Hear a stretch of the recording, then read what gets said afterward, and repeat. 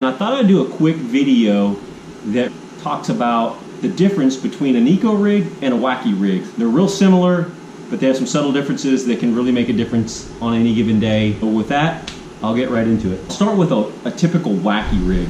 I think a lot of guys like to use this style of hook, and it's kind of a circle hook. This one's an owner, and it's their weedless Wacky hook.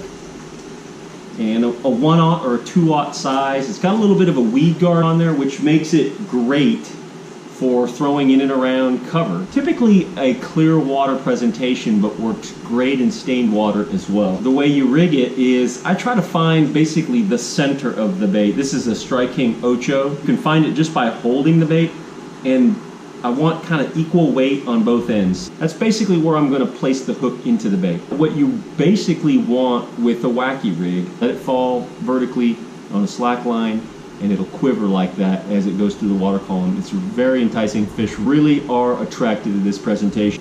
And then you have a Neko rig. The hook that I like to use for this, and a lot of times for Wacky rig, is a 1/0 owner, and then I make a little wire weed guard that's pretty simple, and I may do a video on that somewhere down the line on how I do that. It's real easy. I really like that straight shank round bend.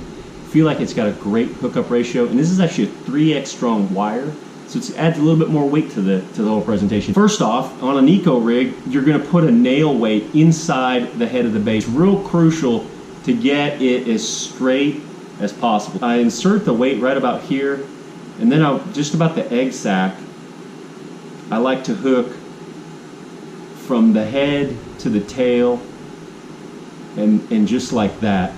And I want that straight as well, so it's going to fall vertically in the water. Where the Wacky rig is falling like this, the Neko is falling like that.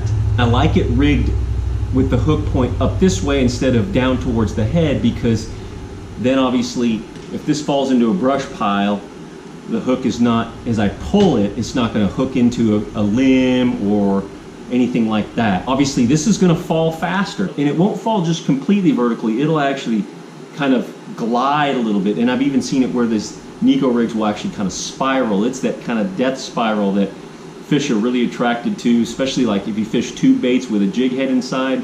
It's that spiral that really gets those fish. Both of these, as I pull them, they have that kind of almost a squid-like action, if for lack of a better term. You really need to experiment with the two. That's the major difference between these two presentations. Both are fish catchers. Hope that helps kind of clear up any kind of a confusion that you might have between the Wacky and the Neko. Give them a try if you haven't. They really catch fish anywhere you go, and especially in really clear water and in heavy fishing pressure situations. Thanks for watching my video. If you haven't already subscribed, please take the time to subscribe. And if there's anything you'd like to see me do in the future, be happy to make a video on that.